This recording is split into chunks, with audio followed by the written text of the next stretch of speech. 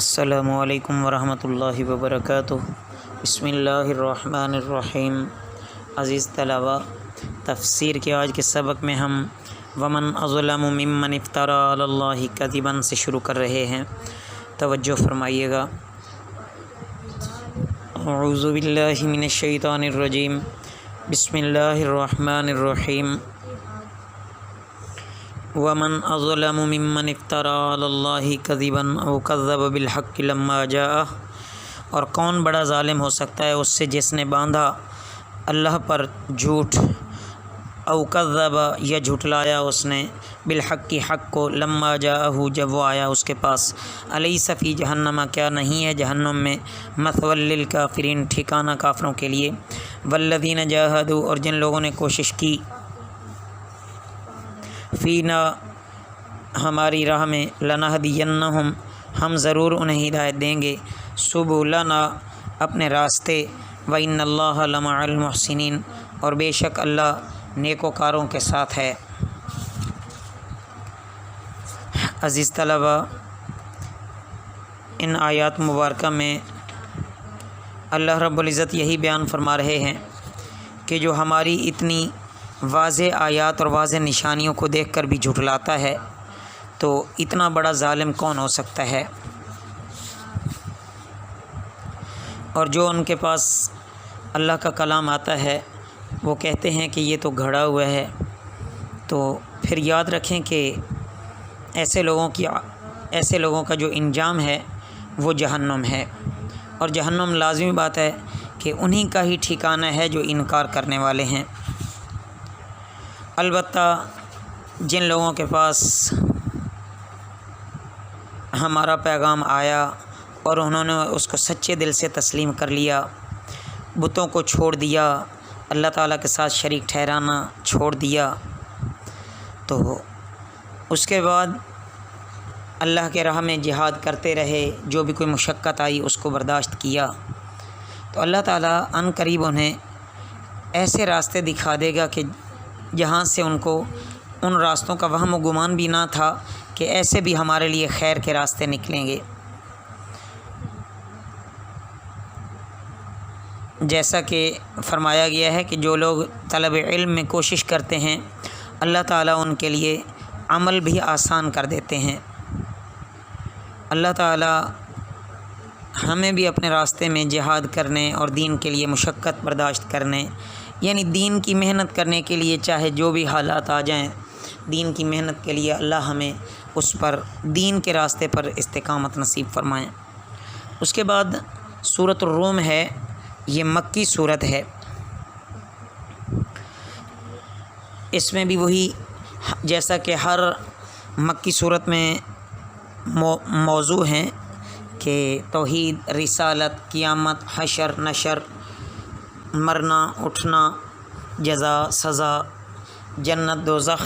تو یہ سارے کے سارے موضوعات اس میں بھی بیان ہوں گے، کفار کے بیجا اعتراضات، پھر ان کو اس کے جوابات وغیرہ۔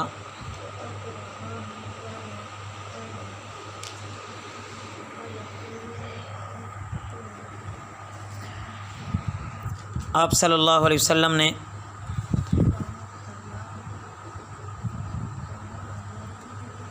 نبوت کا دعویٰ جب اللہ تعالیٰ کے اذن سے کیا، اللہ تعالیٰ کی اجازت اور اللہ کے حکم سے، اور دین اسلام کی تبلیغ نے مکہ کے لوگوں کے لیے ان جنگی خبروں میں ایک خاص دلچسپی پیدا کر دی تھی۔ فارس کے آتش پرست مجوس لوگ، یہ مشرکین مکہ مذہباً اپنے سے ان کو نزدیک سمجھتے تھے، اور روم کے عیسائی اہل کتاب ہونے کی وجہ سے مسلمانوں کے قریبی دوست سمجھے جاتے تھے۔ آپ صلی اللہ علیہ وسلم نے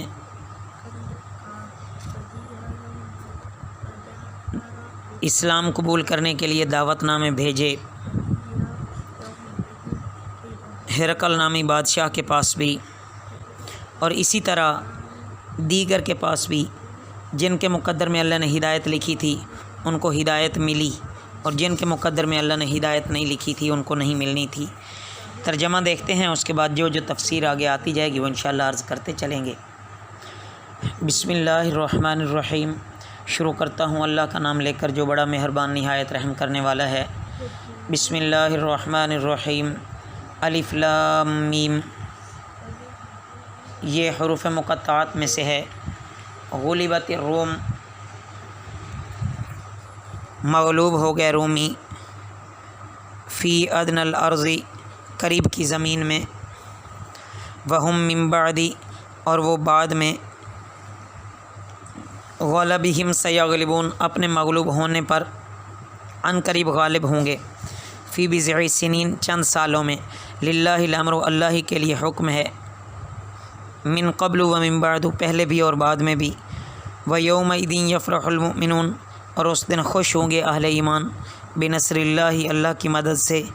ینصر، وہ مدد دیتا ہے، من یشاء، جس کو چاہتا ہے، وہو العزیز الرحیم، اور وہ غالب نہایت مہربان ہے، وعد اللہ، اللہ کا وعدہ ہے، لا یخلف اللہ وعدہ، خلاف نہیں کرتا اللہ اپنے وعدے کے،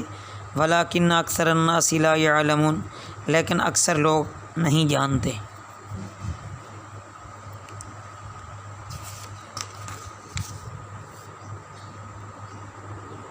مسلمانوں کو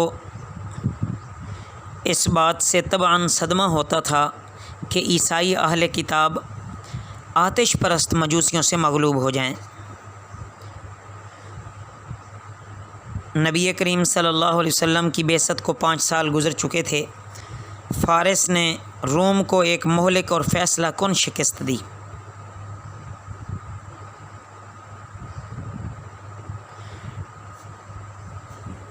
جب آپ صلی اللہ علیہ وسلم نے ہرقل نامی بادشاہ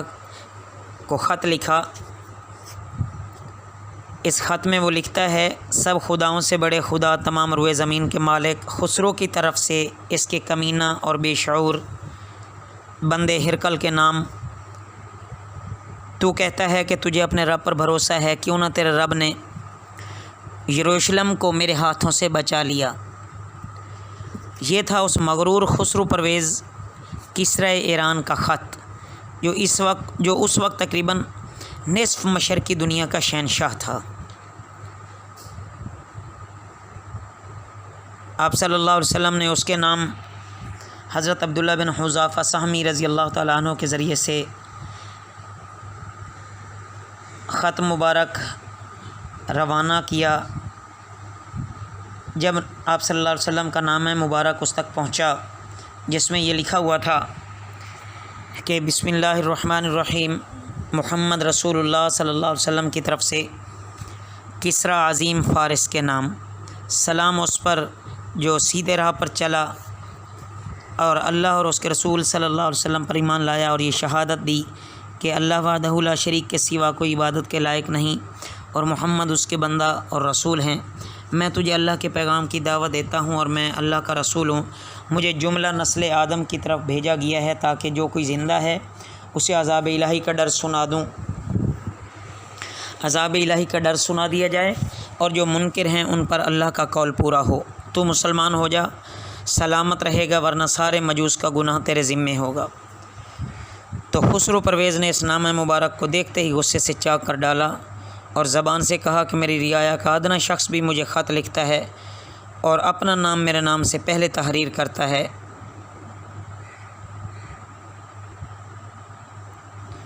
لیکن آپ صلی اللہ علیہ وسلم کو جب اس بات کا پتہ چلا تو آپ صلی اللہ علیہ وسلم نے بڑی اس بات میں تکلیف محسوس کی، اور بالآخر اس انسان کا انجام بھی عبرتناک ہوا۔ الف لام میم یہ حروف مقطعات میں سے ہے۔